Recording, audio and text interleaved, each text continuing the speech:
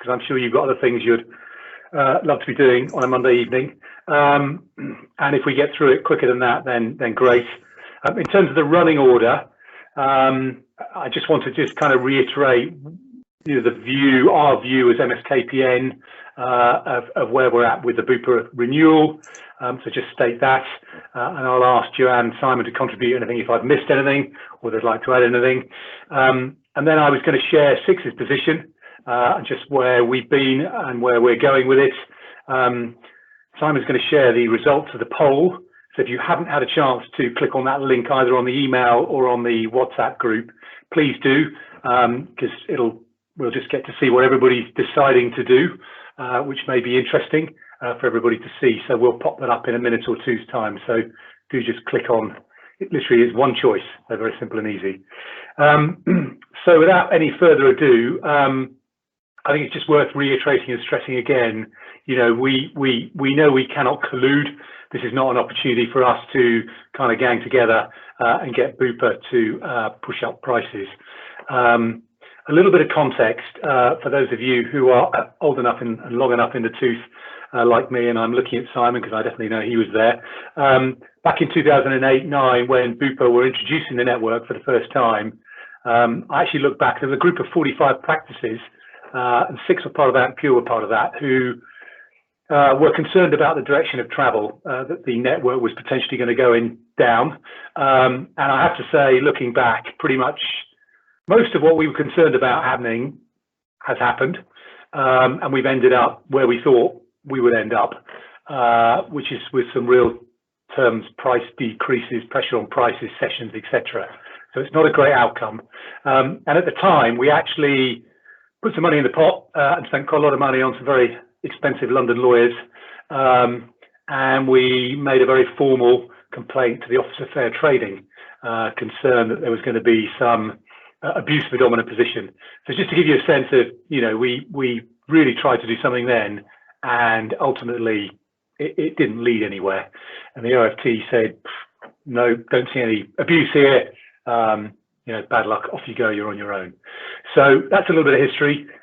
In terms of where we are today and the kind of view of the Trade Association, MSKPN, we all need to make up our own independent minds about what we do.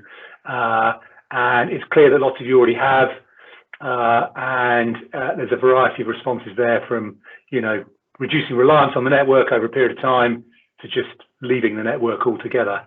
And I don't know whether that's an opportune moment, Simon, to go ta-da, share your screen and show us the poll.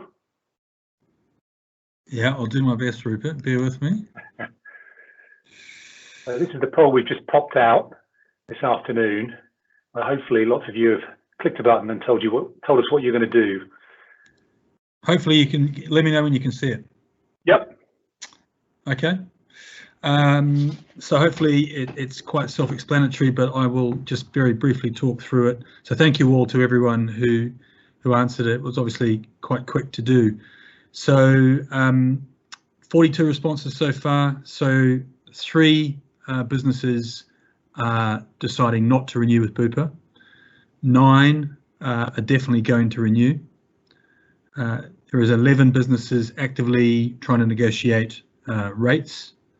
2 businesses that do not currently contract with BUPA, and a very significant number, 17 businesses that are going to renew, but are actively moving towards or wanting to work towards a self-funding patient demographic. So trying to move away from the reliance of the insurers, which completely understandable in the context. So yeah, hopefully that's all pretty self-explanatory. Great, super. Thank you, Simon. Thanks for sharing that. So I guess it's fair to say, in terms of the Trade Association positions, none of us like the direction of travel.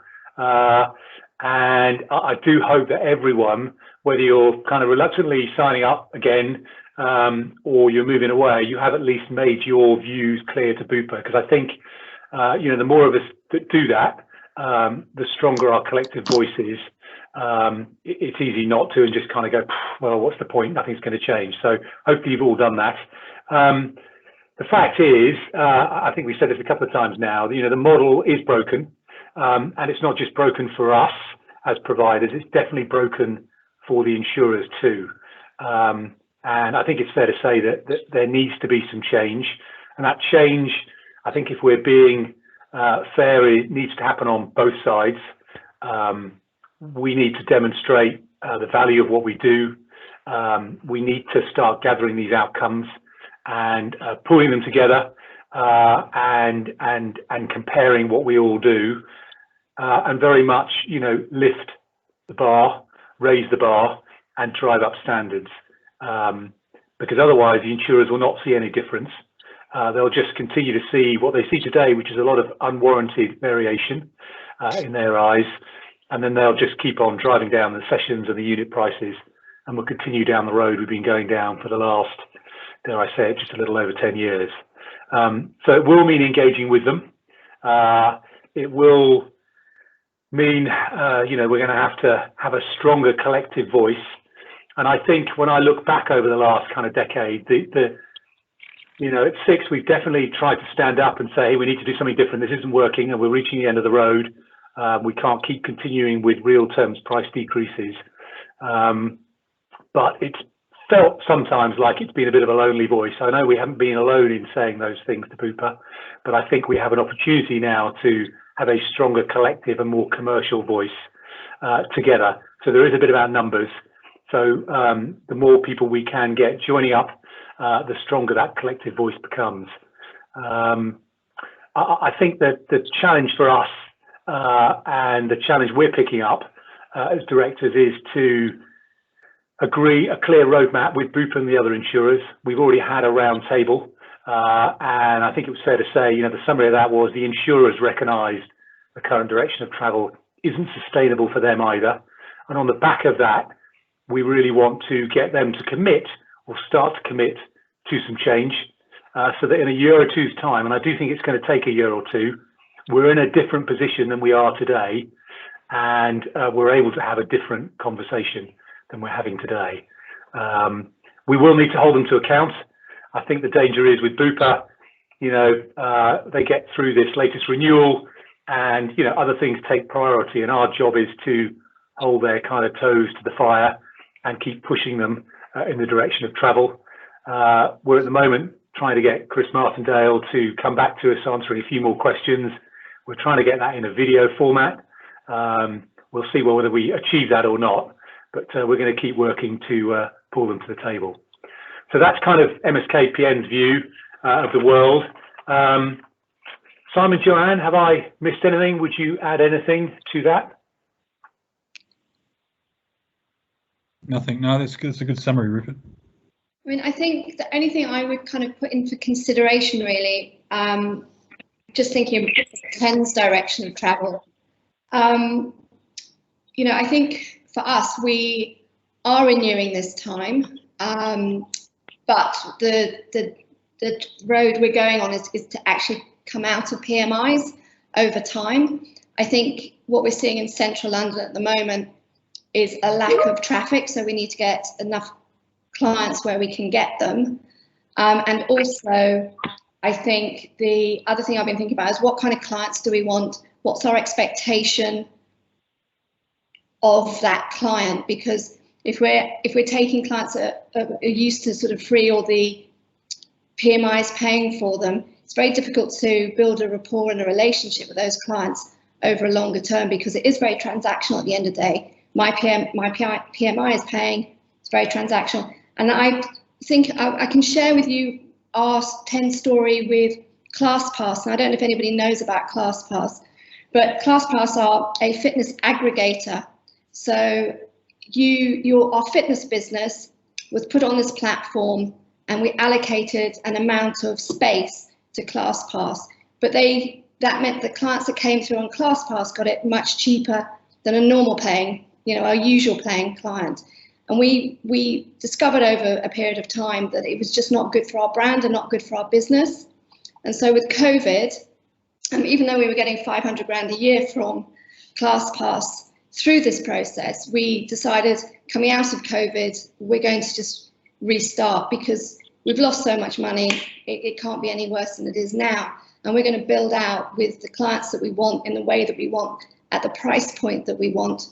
And in some ways, you know, if I had maybe just a physiotherapy business that wasn't necessarily in sort of central London or city where it needed to fill, maybe that premise might work for you to think, actually, I'm going to rip the Band-Aid off and I'm not going to work with BUPA at this stage because I can afford, I've got a lot of residents are working from home. That's changed.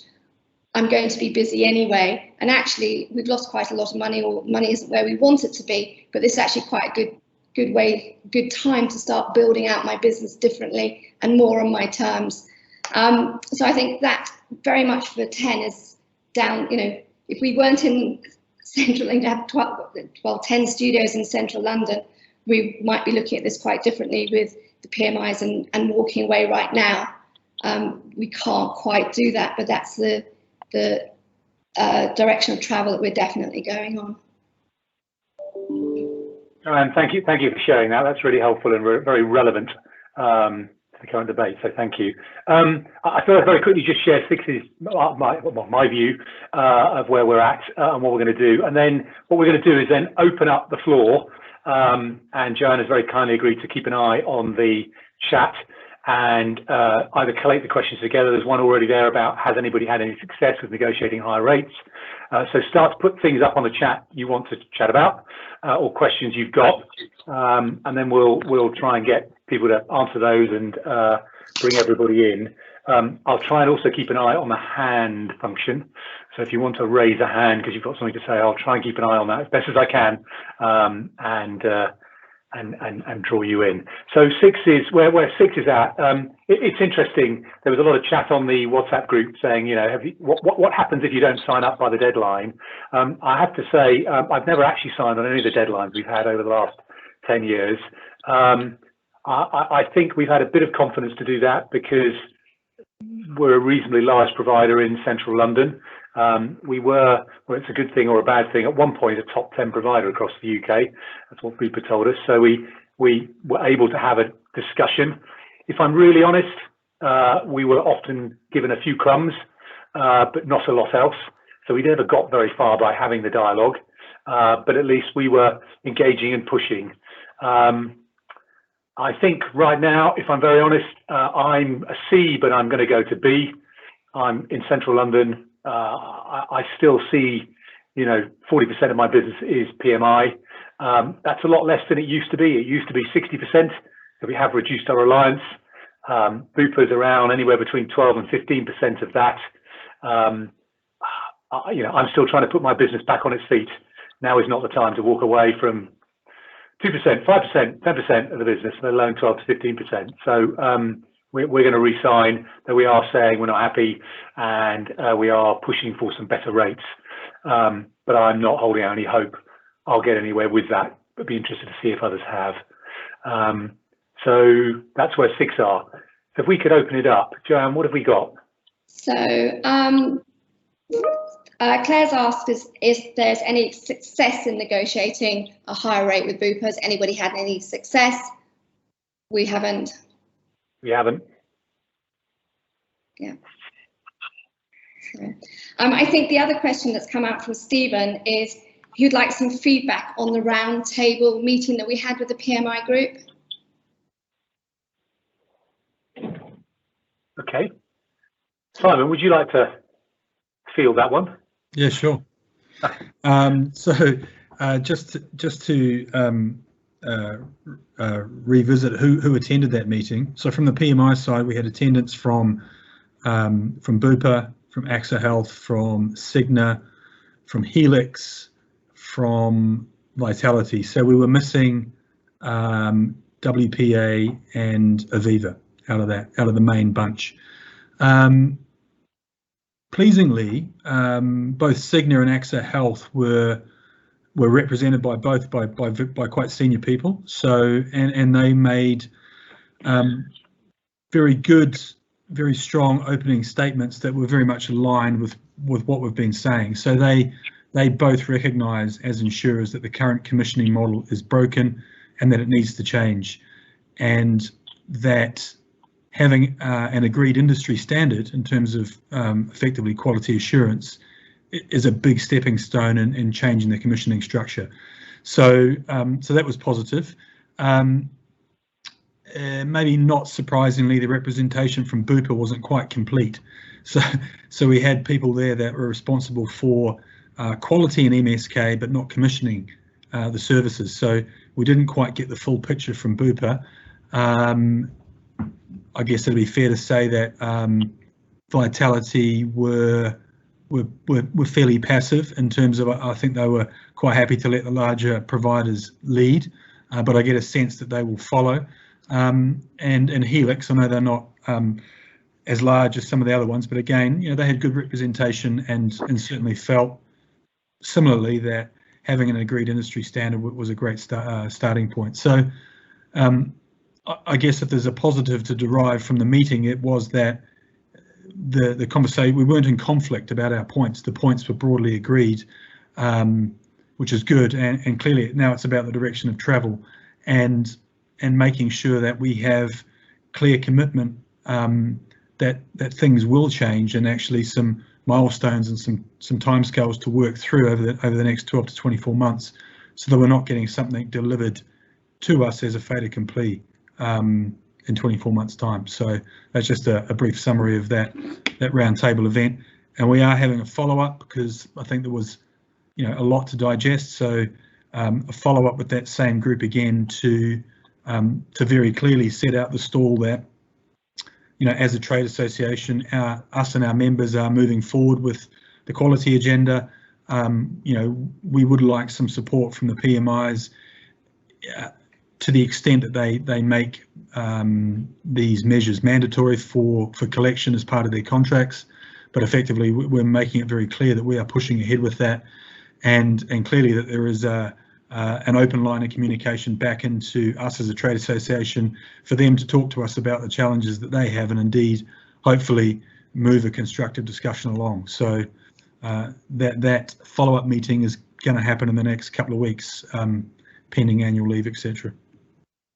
Great. One of the other questions that come up, Simon, from David is, how is the system broken in terms of if you stand in BUPA's shoes, how is the system, how do they perceive the system as being broken?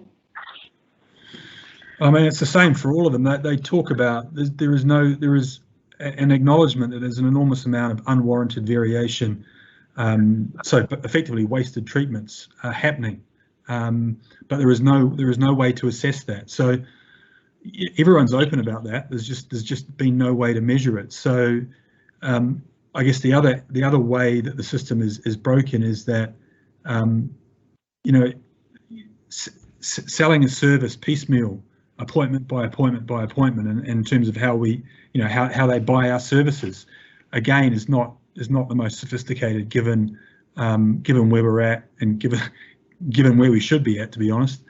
So I think when we're talking about the change in commissioning structures, I think it's important to think creatively about how things could change. How can we do a better job at point of triage or initial assessment? How can we move some of the risk from them? Can we look at fixed price packages of care as an example? All of those things I think the insurers will be very interested in discussing, but clearly there's an acknowledgement that there's an immediate big win from removing unwarranted variation out of the system. Thanks, Simon. Joanne, I'm just going to jump in. There's a couple of hands up. Should we do a couple of hands? Claire. Hi, I just want to say the question I was asking about, has anyone had any success negotiating, was more specifically about getting referring surgeons or corporate organisations that might be with BUPA to actually write letters of support or try and throw their weight around. Has anyone had any success with that kind of strategy?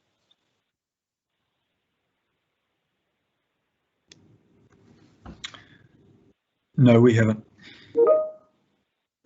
Okay, thanks. Okay, thanks, Claire. And then Ashley, you had a hand up. Oh yeah, hi everyone. So I just wanted to ask, this is an evergreen contract. So I liked your idea of keeping their toes by the fire, Rupert, but how do we do that if they never have to renew the contract? because they don't have to come to the table again. It's just an open rolling contract. Yeah, I think it's a good question, Ashley. And I think, what I've said to them in my letter to them is, I'm obviously still in that negotiation around price. I'm hoping they'll budge, but I don't expect them to. But when I do sign up, I've made it very clear that I'm unless I see significant change in the next 6 to 12 months, then that is a real option for me to say, do you know what, I'm just going to hand in my notice and leave the network. And do it on my terms at the time of choosing, and give them 3 months notice, because that's all we have to give them. So I guess, we have to be serious about doing that, and we're going to have to apply as much collective pressure to, get the change that we're rather hoping they're going to sign up to and agree needs to happen. But yeah, I think that's all we can do, unless we want to hold the line now. I think one of the things, if I may add in, is Amy's asked a question about saying there's a lot of positive engagement with MSKPN. We're putting a lot of time into this, but it's maybe 50, 100, 150 practices are actually signing up to the quality agenda, and it's kind of a drop in the ocean. And I get that, but I suppose I would say we have to start somewhere, and I would always say we have to start with the customer. So even if you step outside of the PMI and the PMI relationship, for us to have good businesses, we have to have good relationships with our customers. And I think currently we feel that they're not being given enough information in a way that enables them to always understand what good looks like. So being part of the quality agenda is going to help us do that. And from my perspective, TEN is just all about the customer. So anything that we can do that educates and evidences what we do as being good is only going to be beneficial for us.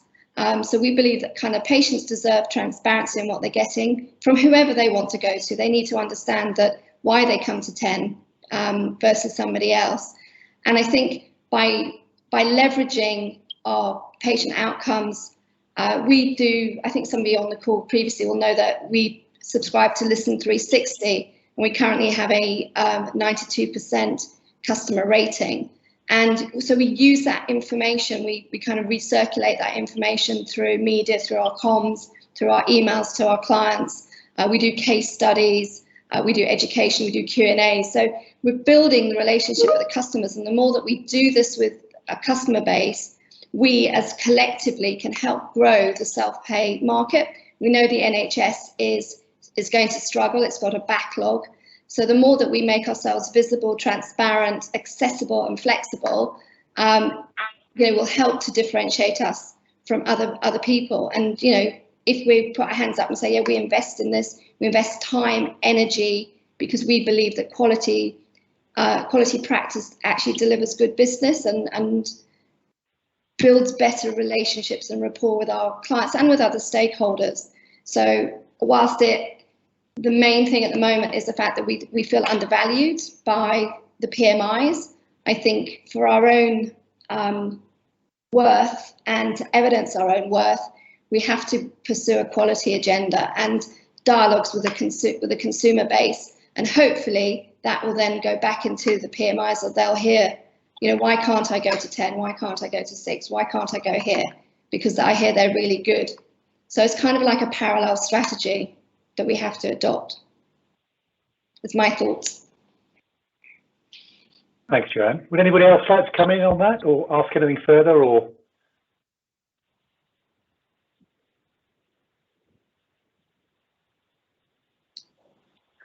I suppose. Oh, sorry, I'm on. Sorry. I suppose just having posted on those two different Facebook groups, there was such a contrast in the comments that I got across the two posts, and it was really stark. And so I suppose that's the background to that question that I've asked just there. I think that the kind of real feeling from the other Facebook group is that, and I suppose I do echo what they're saying, is that we're going to be committing to this, and I think everyone here on this call and part of MSKPN have committed to the quality agenda, but have we received any sort of firm commitment from BUPA that they're going to take and listen to what we've done or said, or is that still a dialogue that's to be had about what they're going to come back with for us? So we're going to invest this time and effort, but have they made a commitment about what they might explore once we provide them with this information? Yeah, it's a good question, Amy, and I can give a bit of context. I think on a previous call I've mentioned that we have a slightly different relationship with BUPA. So we have a hospital contract with them, and I do know, having spoken to our contract manager last week about this very point, that one of the quite large national private hospitals has exactly the same concerns, and they've basically said to BUPA, if you want us to sign up to providing this quality information, we want a roadmap of what that means going forward over the next 12 to 24 months, which is helpful because it's exactly the same point that we are making. So I guess to answer the point though, Amy, the dialogue is happening at the moment, and really that's the outcome, is that we come back to the table with a direction of travel which has some clear milestones in it, where we are expecting decisions or feedback so that we all have visibility of the direction of travel, because otherwise, as you say, or imply, I suggest that nothing will change otherwise.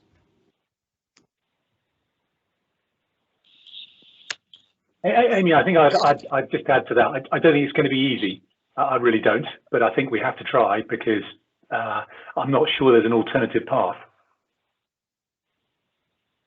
I mean, in my letter, in the letter I wrote back to BUPA, I specifically said that we were going to be doing this, TANE was going to be doing this pilot scheme, and we would like to have some commitment from them in recognition of that, whether it was something they could bring to the table about recognising that anybody that does this as part of MSKPN is part of a pilot scheme, that perhaps that we could get commitment to an annual inflationary increase as a way of recognising that we've actually participating in this scheme, that could there be any looking at any volume commitments, what would they be able to do? You know, we know that we all want to move forward together, so if TEN is committing to this, what can they do to commit back? And I've not heard back, but it's definitely, if more of us keep asking these questions, you know, they can't just ignore it, or if they ignore it, then something else will come in its place, and that might be the fact that we all just move away from it because we've got such good data that, you know, we just think self-pay is the way that we want to go. But yeah, it's going to be, I think the more people that send a letter in and copy it to all the people they know in BUPA, the more it just creates awareness that we're not happy, and they can't ignore that over time, because ultimately it'll come back to what we say to our clients as well, and what we choose to self-select in terms of if we've got our own private medical, where do we go?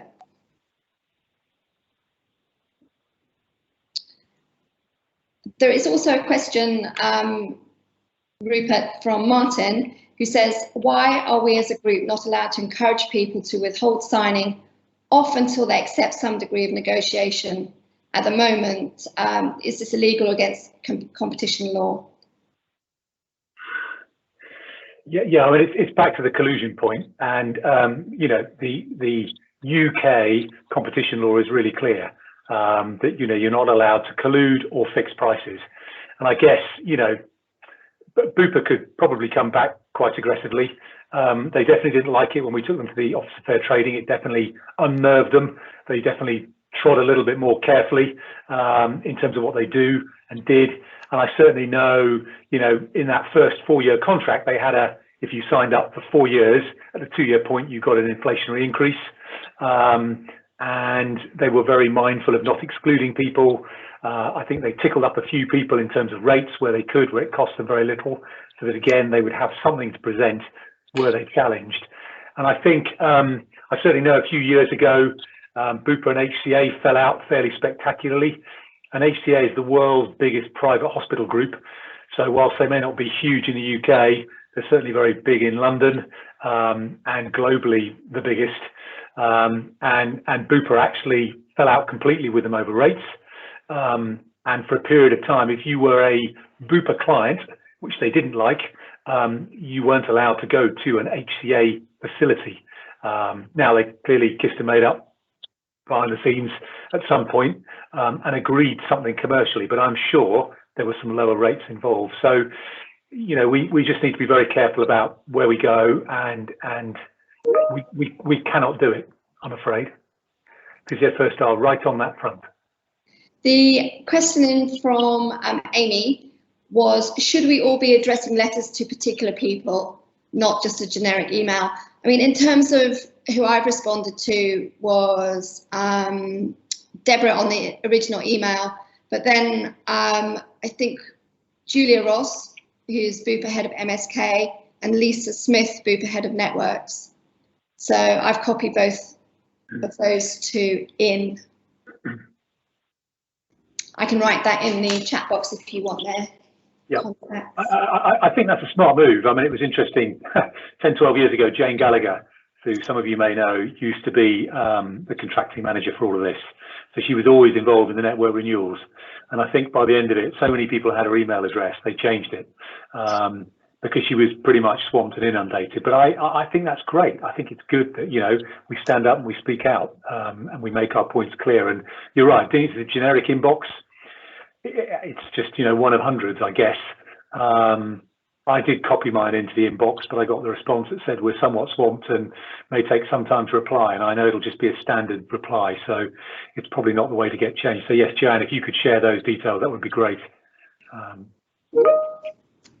There's a comment from Helen that just said, interestingly enough, 2 years ago, you forgot to renew by the looks of it, and they actually reached out to you. And I think this goes back to, you know, if your view is they need you because you're in an area where, you know, they're not going to be keen you drop out of the network, what will happen is if you don't renew, they're clearly going to look at it and say, have we got enough coverage in all the areas we need? And if they haven't, they're going to come back to you because they're going to want a network across the UK to offer to their clients.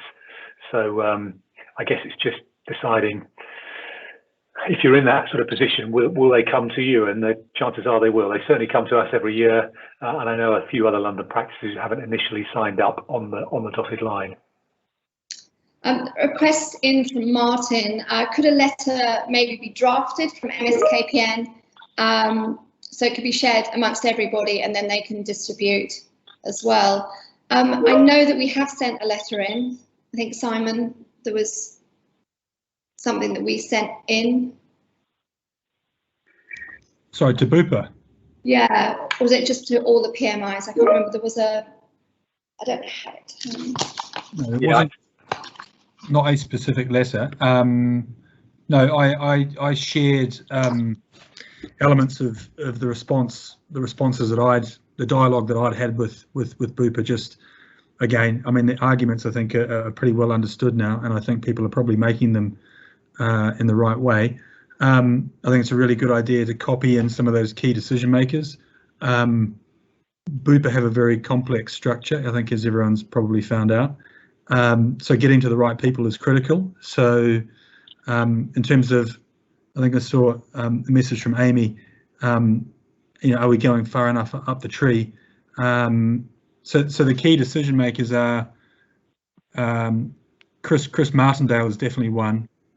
Julia Ross is another, and Lisa Smith is definitely in there.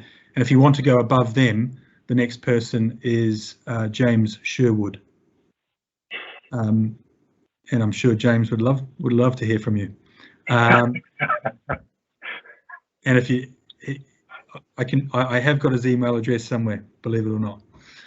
So we can make sure those contact details are shared, because then you know it's going to the right person. He reports into Alex Perry, so he's very far up the tree. Great, that'd be really helpful. We can circulate that tomorrow. Any other questions?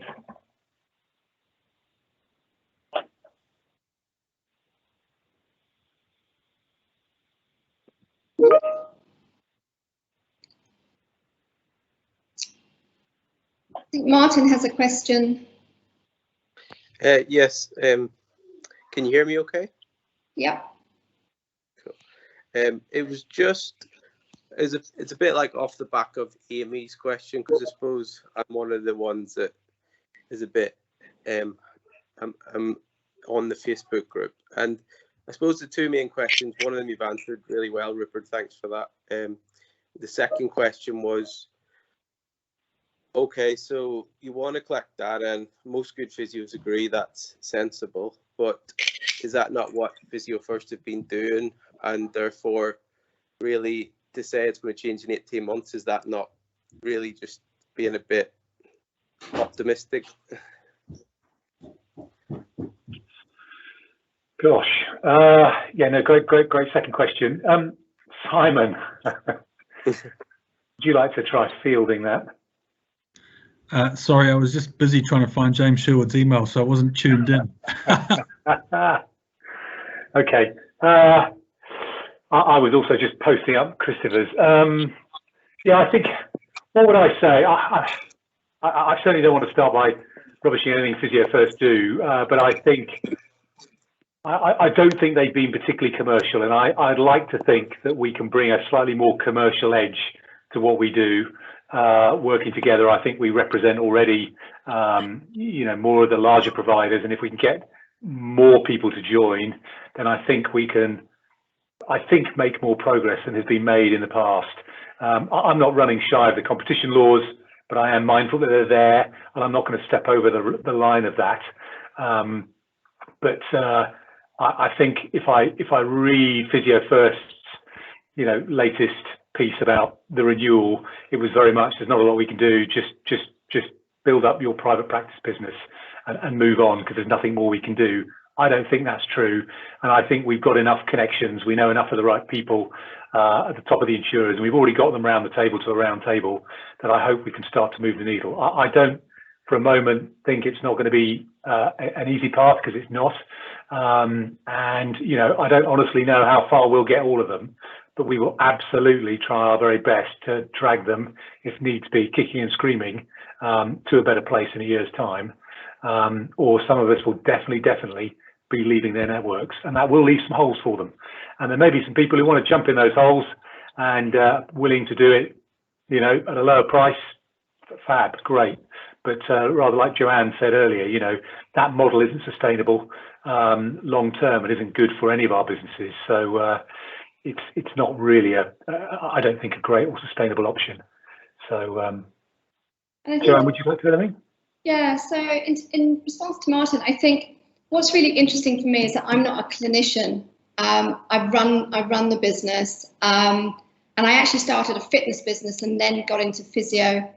So I'm kind of really new to all of this, really, and I don't necessarily look at what we do through a clinician's eyes at all. I need to be commercial, I need to be customer centric, and then everybody else has got to be experts in their fields in my business. And I think what's really interesting for me with MSKPN is that I really felt that I could have a voice here, that the MSKPN is much more commercial. In fact, I personally can't even join the CSP. I don't even think I could probably join Physio First, because I'm not a clinician. So they don't speak to me and they don't speak to my business. And I think that's what I found really interesting with MSKPN. And I also think the fact that they're making data collection simple, and that I can even understand it, and it just made sense to the process that they're doing. And we've employed somebody called Matthew Carr. If you've not met him, he is so good and brilliant and excited and dedicated to get this agenda moving forward, that I think that I think we really lucked out with him, and obviously all the work that Claire and Matt have done, and they have done that on a much broader agenda. It's not just been a small group of people, it has included Physio First on that. I think that, I've committed to this because I think this is what's going to make the difference. MSKPN will make the difference, and we can influence that direction, and we can do it both from a evidence quality base, from a commercial base, from a consumer base. And I think we have, some brilliant minds around this table, and all of you guys inputting into it. And in some ways, it's small enough to enable us to make a big difference. And that's why, I'm working with MSKPN, and why I'm excited by MSKPN. Yeah, Thanks very much. I think I've only joined a couple of weeks ago, and I have to say I'm very impressed.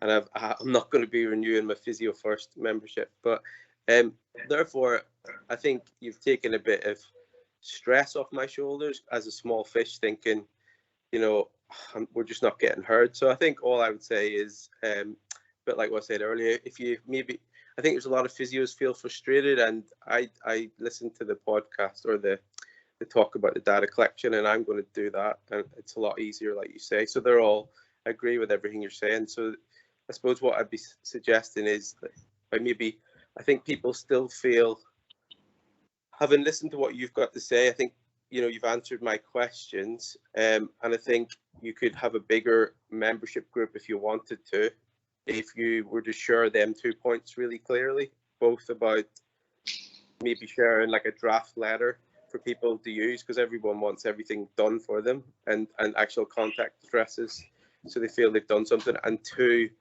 about why you're just not another Physio First. So the fact that you are business leaders, and it's not just for physios, and it's not just for that sort of information. I think if you are interested in growing the MSKPN, people are ready to act now. So that was just what I was going to share with you. Thank That's you. great. Yeah, thank you, Martin. That's really helpful. We've got a couple of hands up, Joanne, just before we go back to any other questions. But Helen Preston, you had your hand up. Was it I did. Thanks. we moved everyone. on? I was. I put a question in the chat, but I didn't really explain it very well in the chat, so I thought I'd better speak up with it. In terms of Joanne, particularly, when you're saying about going away from, and on the WhatsApp group, there's quite a long a stream of people saying, actually longer term, we want to go towards self-funding, but we're going to sign for BUPA now. I'm just kind of interested in that ideal in the interim business plan of that. Are people going to deal with BUPA patients within their practice differently to self-funding, in terms of, do they go to certain physios, which, for me, quite a lot of the BUPA patients, for example, come through the consultants, and often the consultants are the ones who ask them to see a specific physio. So it's quite hard to do it in that way. I'm just interested to see how you could play out this medium term. To really, for me, it would be about putting my toe in the water of whether or not we could go towards that model. But like with what you were saying, Rupert, in terms of, now's not the time to jump completely out of it. So I was just interested to see what people's ideas are on that. I think from our experience with ClassPass, you might need to ask me in June, July, when we can actually open our classes. But and definitely from the way that my teams have always talked about, it felt like there were 2 levels of clients in our business. The people that came in on one, on ClassPass, which was a much cheaper entry level. They had a different attitude. I did it because I wanted millennials to come into my business because our age group was getting older. I wanted to meet more younger people coming through. But actually, I think whether somebody's on BUPA or whatever they're on, I think it's about the customer experience that you create, and it's about the relationships that you build. And, if over time you get to move away from BUPA, there's nothing stopping you reconnecting with all these clients anyway, saying this is what we've done, keeping that dialogue going, and just being really good at what you do. And I think that is what we're going to do. We're not going to try and put people into maybe our most junior physio. We're just not going to do that, because I just don't think that that's treating clients with the respect. So I think the dialogue has to be with BUPA. The direction of travel has to be with the PMIs, and I think the education and the support and the rapport and all the additional services that you deliver to your clients in your clinics are where you get the opportunity to cross-sell, upsell, get them into different products. It just happens to be the method of getting to you at the moment. Okay. Couple of other hands up. So we've got Ashley. Oh, hi. I just wanted to ask, you know, the email addresses that you're putting out, please could you put it on the app as well, the MSKPN WhatsApp group? Yeah. Yep, sure. We can circulate all that tomorrow or later tonight, whenever. Yep. Was that all, Ashley? Yeah, that was it. Thanks. Yeah. No, that's great. And then Steve, you had a question. Well, you had your hand up.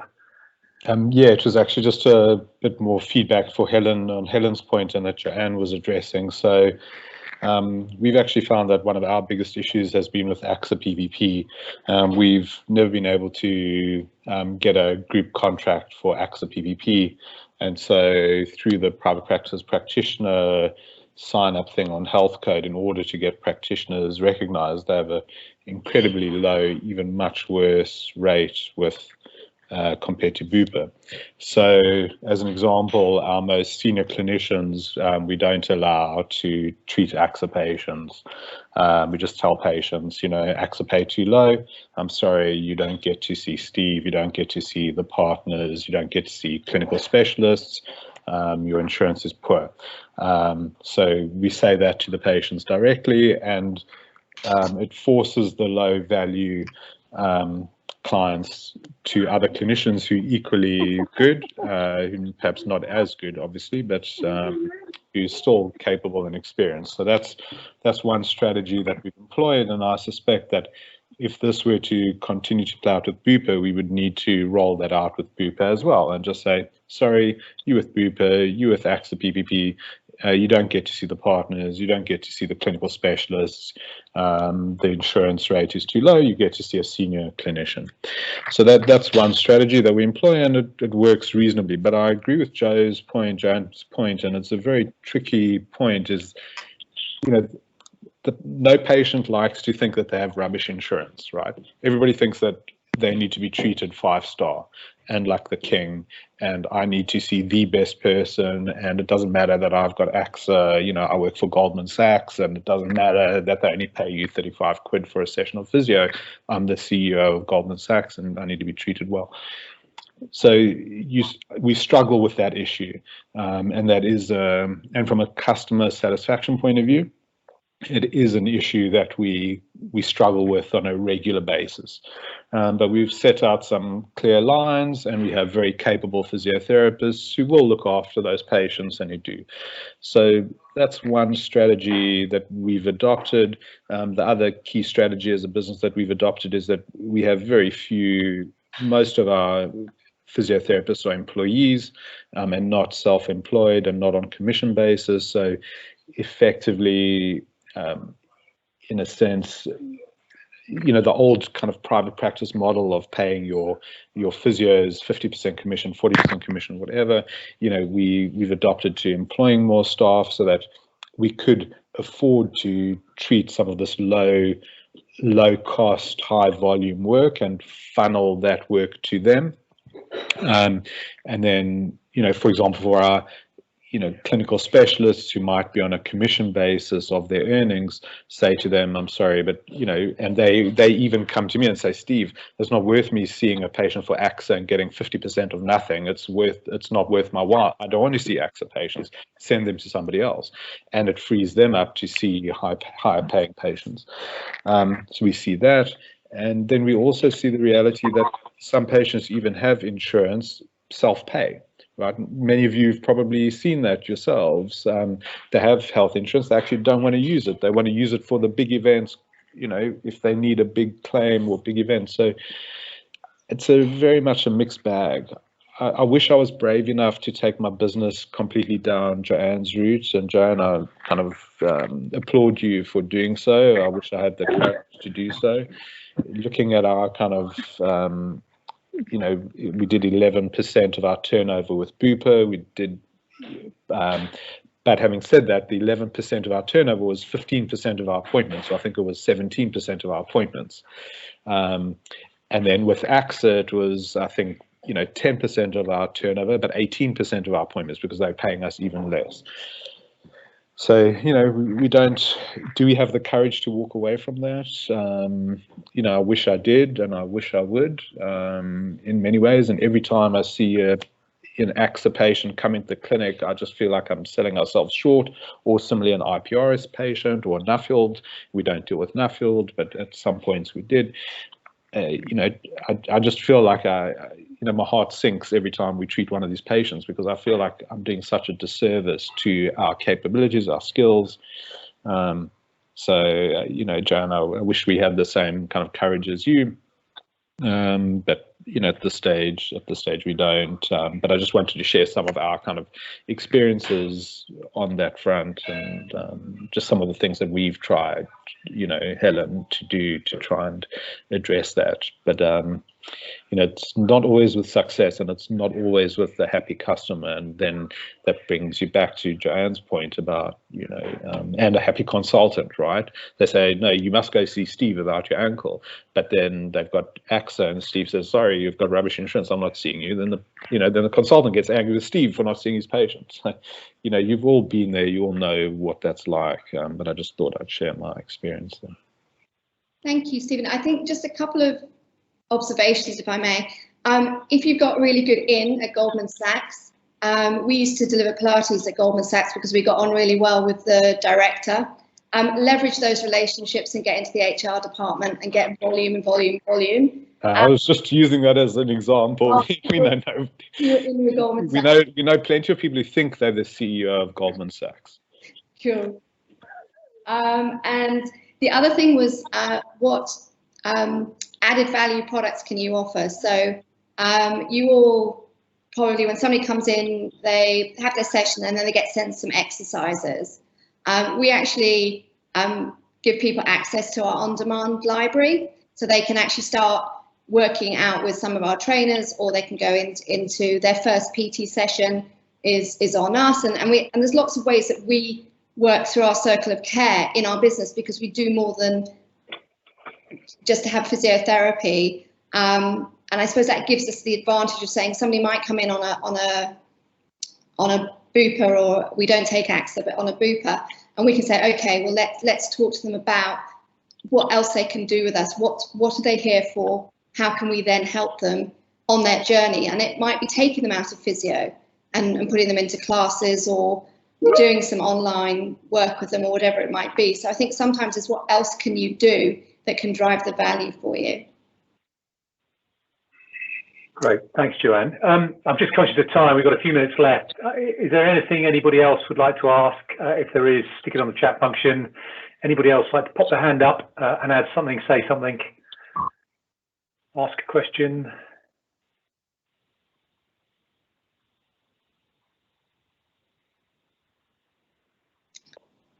No, I'm going to take that as a no.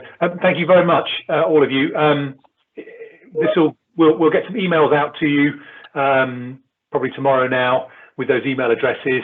We'll just consider whether we can put together a letter. I think that's another action I've noted down. And just to say, we didn't say it at the beginning, each of these meetings is recorded. So if you haven't seen a couple of the other, or want to hear more about the round table, for example, that has been recorded and that was pushed out on email. And if you haven't got it, do just drop a note back to inquiries @ and Claire can send that out to you. Anyway, thank you all very much. Lovely to see you all. And well, we'll speak. We've got another session on Thursday too. So might see some of you there then. Thank you. Thank you very much. Thanks, Rupert. Cheers. Thank bye. you very much. Thank you.